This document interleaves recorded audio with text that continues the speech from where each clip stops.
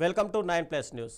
జనసేన అధినేత AP deputy CM Pawan Kalyan నేడు గచ్చిబౌలిలో జనసేన నవ నిర్మాణ సభ నిర్వహించాల్సి ఉంది. ఇందుకోసం అన్ని ఏర్పాట్లకు సైతం పూర్తయ్యాయి. కానీ తెలంగాణ పోలీసులు ఈ సభకు అనుమతి ఇవ్వకపోవడంతో నిర్వహించలేని పరిస్థితి ఏర్పడింది. తెలంగాణ రాష్ట్ర ఆవిర్భావ దినోత్సవం రోజునే సభ ఏర్పాటు చేయడంతో భద్రతాపరమైన సమస్యలు వస్తాయని, అందుకే పోలీసులు పర్మిషన్ ఇవ్వలేదని సమాచారం. ఈ క్రమంలో పవన్ కళ్యాణ్ ఎక్స్ వేదికగా ఒక పోస్ట్ చేశారు. ఈ రోజు సాయంత్రం 4:30 గంటల నుంచి 5:30 గంటల మధ్యలో జూబ్లీహిల్స్లోని తన నివాసంలోనే ప్రెస్ మీట్ నిర్వహించనున్నట్టు తెలిపారు. కనీసం జనసేన నేతలతో కలిసి నిర్వహించే ఈ మీడియా సమావేశానికైనా తెలంగాణ పోలీసులు అనుమతిస్తారని భావిస్తున్నానంటూ ఆ ట్వీట్లో పేర్కొన్నారు. దీన్ని బట్టి చూస్తే నవనిర్మాణ సభకు అనుమతి నిరాకరించడంపై పవన్ గట్టిగానే హట్ అయినట్టు కనిపిస్తోంది. ఆయన అన్నట్లే మీడియా సమావేశానికైనా పర్మిషన్ ఇస్తారో లేదో చూడాలి మరి.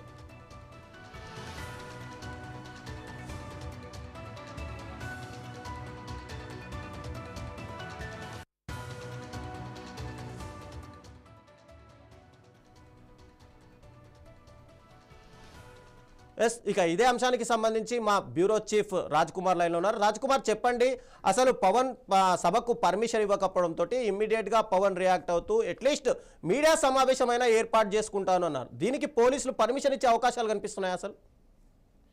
రైట్ రవిచంద్ర, మొత్తం మీద జనసేనకు షాక్ తగిలింది.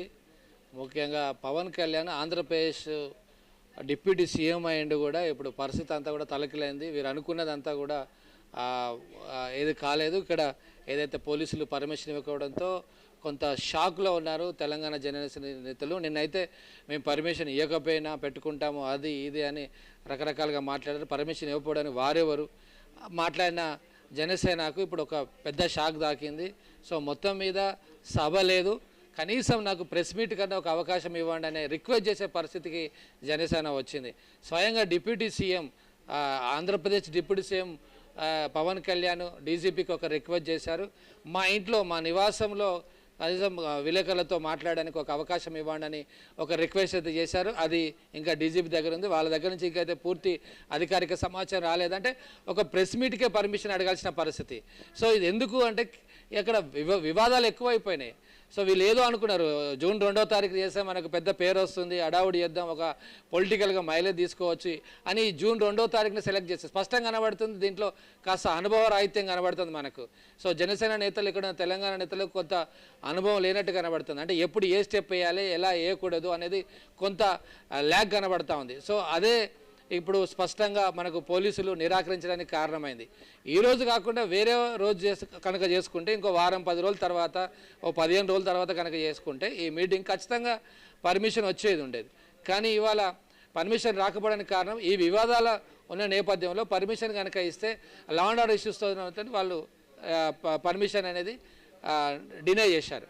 అంటే సో ఈరోజు రాజ్ కుమార్, నిన్నటి నుంచి జరుగుతున్న పరిణామాలను చేస్తే కనుక ఇటు పోలీసులేమో పర్మిషన్ నిరాకరించారు, అటు ముఖ్యమంత్రి ఏమో ఆంధ్రప్రదేశ్ ముఖ్యమంత్రి శిష్యుడిగా కొనసాగుతున్నారు.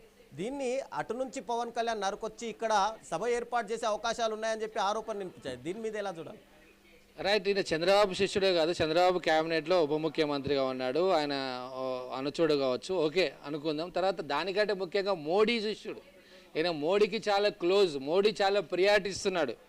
అంటే ఒకవేళ అక్కడి నుంచి కూడా మోడీ నుంచి చంద్రబాబుకు రావచ్చు, లేదా మోడీ నుంచి మోడీ కార్యాలయం నుంచి వెళ్ళి రేవంత్ రెడ్డికి కూడా కాల్ రావచ్చు అని కొంతమంది జనసేన నేతలు అనుకుంటున్నారు.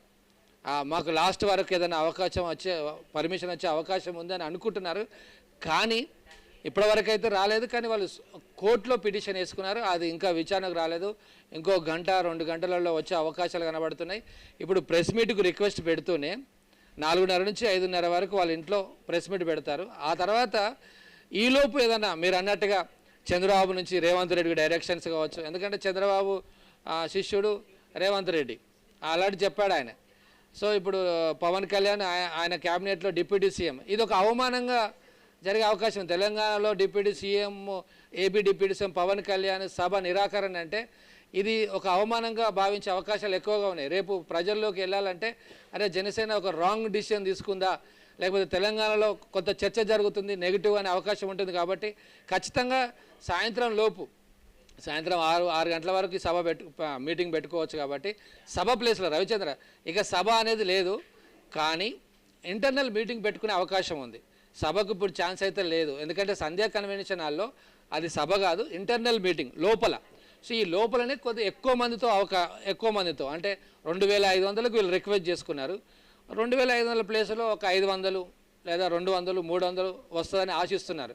కాబట్టి ఈలోపు ఇంకా 6 గంటలు 7 గంటల టైం ఉంది కాబట్టి, 5-6 గంటలు ఉంది కాబట్టి ఈలోపు చంద్రబాబు నుంచి కానీ లేదా డైరెక్ట్ కేంద్రం నుంచి కానీ ఏదైనా స్థానిక గవర్నమెంట్ అంటే తెలంగాణ గవర్నమెంట్ మీద ప్రెజర్ చేసే అవకాశాలు కూడా ఉన్నట్టుగా కనబడుతున్నాయని జనసేన నేతలు ఆశాభావం వ్యక్తం చేయాలి. వాళ్ళు ఏదో అదే ఓపు, మాకు చంద్రబాబు ఉన్నాడు, మాకు మోడీ ఉన్నాడు, మాకేం కాదు, ఖచ్చితంగా ఏదో ఒక పర్మిషన్ అయితే వస్తుంది అనే ఒక హోప్లో ఉన్నట్టుగా మనకు కనబడుతుంది. అందుకే కాన్ఫిడెంట్గా చెప్తున్నారు వాళ్ళు. రాజ్ కుమార్, ఇక్కడ పవన్ కళ్యాణ్ చేసిన ట్వీట్ చూస్తుంటే ఒక్కసారిగా ఆయన హట్ అయినట్టుగా కనిపిస్తుంది.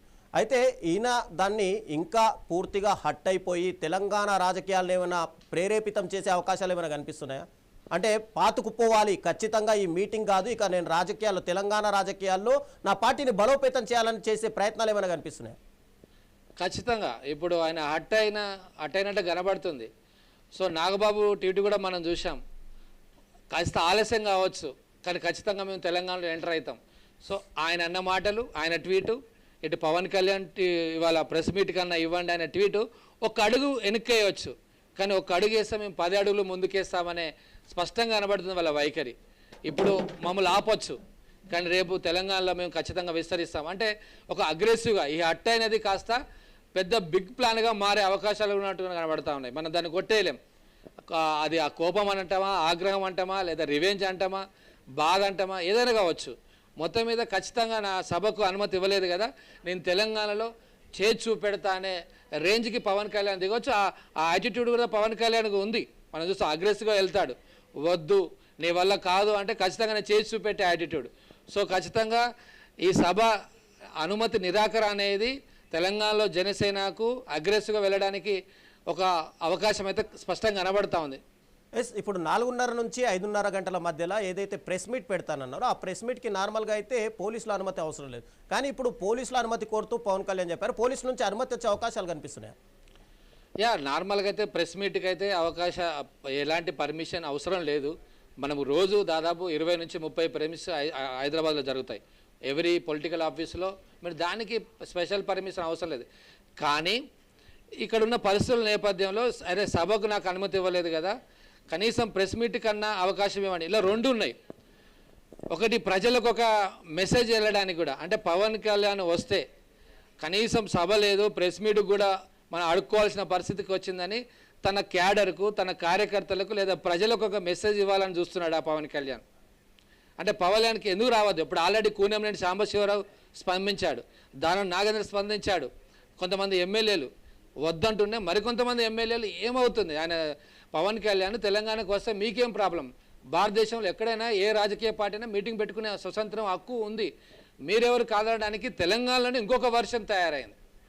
సో కాబట్టి మనము ఇది ఒక స్ట్రాటజీ లాగా కూడా చూడవచ్చు. అంటే ఒక ప్రెస్ మీట్కే అడుక్కున్నాడా పవన్ కళ్యాణ్ అని పవన్ కళ్యాణ్ యూత్లో అంటే దానికి సంబంధించిన ఫాలోవర్స్ ఉన్నారు కదా, వాళ్ళలో కానీ క్యాడర్లో కానీ కొంత అగ్రెసివ్గా ఖచ్చితంగా మనం ఇక్కడ నిలబడాలి, ఇక్కడ నిలదొక్కోవాలి అనే ఒక మెసేజ్ వెళ్ళే అవకాశాలు అంటే మనకు కనబడతా ఉంది. అంటే యూత్ ఏమైనా రియాక్ట్ అయ్యారు ఇప్పటివరకు? ఎందుకంటే పవన్ కళ్యాణ్ నుంచి అలాంటి ఒక ట్వీట్ వస్తుందని చెప్పి నార్మల్గా మీరు అన్నట్టుగా ఎవరు ఎక్స్పెక్ట్ చేయరు. అలాంటిది పవన్ కళ్యాణ్ ట్వీట్ తర్వాత ఎవరైనా రెస్పాండ్ అయినట్టుగా అనిపిస్తుందా? ప్రస్తుతానికి అధికారికంగా రెస్పాండ్ అయ్యగల కానీ ఇంటర్నల్గా మనం మాట్లాడాం జనసేన వాళ్ళతో. ఇంతకుముందే ఈ ట్వీట్ పెట్టిన తర్వాత మాట్లాడాం. వాళ్ళు అంటున్నారు ఏంటంటే మేము ఒక అడుగు వెనక్కేస్తున్నాం కావచ్చు, కానీ ఖచ్చితంగా మేము జనసేన యొక్క ప్రభావం తెలంగాణలో చూపెడతాం. మా సభ అడ్డుకుంటున్నారు కదా, అనుమతి ఇవ్వలేదు కదా, ఇంటర్నల్ మీటింగ్ కూడా మాకు ఇబ్బంది పెడుతున్నారు కదా, ఖచ్చితంగా మా యొక్క సత్తా మేము చూపెడతాం అంటున్నారు ఇంటర్నల్గా. సో త్వరలో రాబోయే కొన్ని రోజుల్లో ఖచ్చితంగా ఆ అవకాశాలు అయితే మనకు కనబడతా ఉన్నాయి. కొంచెం అగ్రెసివ్గానే పోయే ఛాన్స్ కనబడతా ఉంది. Thank you Raj Kumar.